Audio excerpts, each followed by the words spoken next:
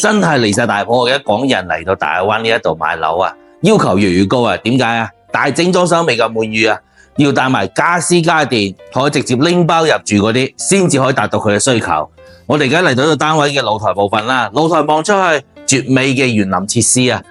朝早你可以攞嚟晨運啦，或者係夜晚食完飯後過嚟散下步，咁嘅生活滿足晒啦，係咪先？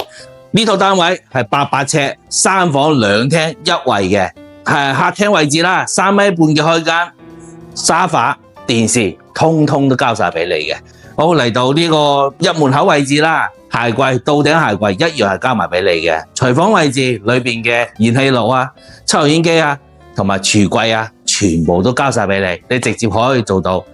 翻到嚟屋企買到個單位入到嚟，直接煮飯仔都 OK 噶啦。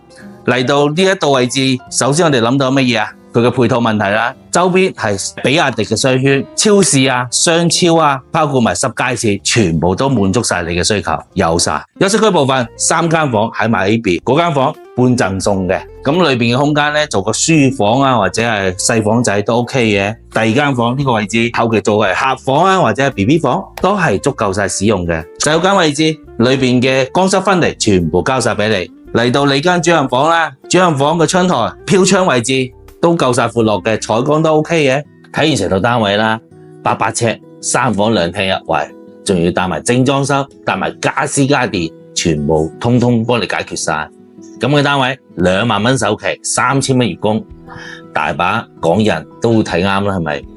睇啱嘅記得 follow Vicky 我啦，最緊要乜嘢啊 ？Like 同埋 subscribe 埋 channel， 拜拜。深圳惠州筍盤日日 update，Like 同埋 subscribe 埋 channel， 一齊了解更多筍盤啦。